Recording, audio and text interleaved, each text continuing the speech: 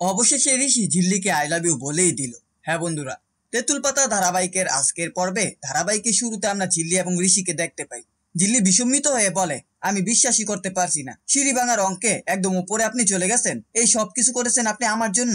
আমার খুব ভয় হয় ভালো কিছু আশা করতে। আপনি আমার স্বপ্নের রাজকুমার হয়ে আমার জন্য এত কিছু করেছেন, এটাই আমার জন্য যথেষ্ট। আমি আর কিচ্ছু চাই না। ঋষি তখন হাসি দিয়ে বলে, এখনো তো অনেক কিছু বাকি আছে। এরপর ঋষি ঝিল্লিকে নিয়ে বারান্দা যায় এবং তাকে প্রপোজ করে। সে ঝিল্লির সাথে সারা জীবন থাকার অফার দেয়। ঋষি জানতে চায় ঝিল্লি কি সত্যি সারা জীবন তার সাথে থাকবে। ঋষির মুখে আই লাভ ইউ কথা শুনে ঝিল্লি অবাক হয়ে ঋষির দিকে কিছুক্ষণ তাকিয়ে থাকে। তারপর ঝিল্লি আবেগে বেশি ঋষিকে জানায়, আমি সারা জীবন তোমার সাথেই থাকতে চাই, তোমাকে ছাড়া আমি আর কোথায় যাব। একথা শোনার পর ঋষি ঝিল্লিকে জড়িয়ে ধরে।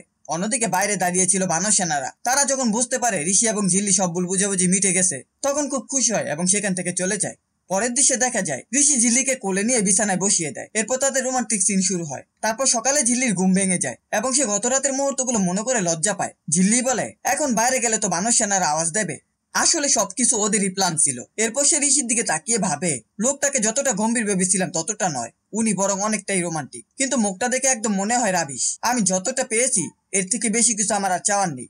হঠাৎ ঋষি বলে ওঠে, আমি সবকিছু শুনছি আর আমার অনেক কিছু চাওয়ার আছে। আমি চাই তুমি একজন লেখিকা হও, তোমার বই প্রকাশক, তুমি নিজে প্রতিষ্ঠিত হও। এরপর সিন কাট করে 1 মাস পরের দৃশ্য দেখানো হয়। তেঁতুল পাতার উঠানে ঝিল্লির বই প্রকাশের অনুষ্ঠানের আয়োজন করা হয়েছে। শুরুতে বড় মা অ্যানাউন্স করতে থাকে, কিন্তু তার কথাগুলো এতই গুলিয়ে যায় যে লাচ্চু আর লঞ্জু মিলে বলে, তোমাকে দিয়ে এত কিছু হবে না, তুমি থেমে যাও, যাকে নিয়ে এত সব সেই অ্যানাউন্স করো। এরপর খেয়ালিকে দেখানো হয়, সে তেঁতুল পাতায় ফিরে এসেছে।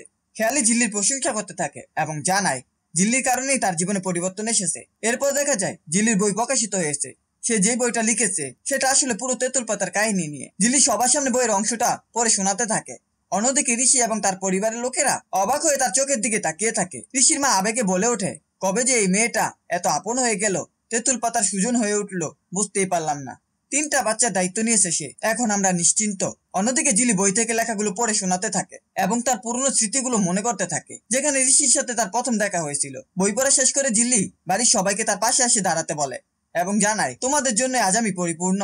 শেষ দৃশ্যে দেখা যায় তেঁতুল পাতা সকলে একসাথে গান গাইতে থাকে। এরপর ঝিল্লি তেঁতুল পাতার সকল মানুষের প্রশংসা করতে থাকে। আর এখানেই ধারাবাহিকের সমাপ্তি ঘটে। এই ছিল তেঁতুল পাতা ধারাবাহিকের আজকের আপডেট। ভিডিওটি ভালো লাগলে চ্যানেলটিকে সাবস্ক্রাইব করে পাশে থাকা বেল আইকনটি অন করে দিন এবং আপনাদের মূল্যবান কমেন্ট করতে ভুলবেন না।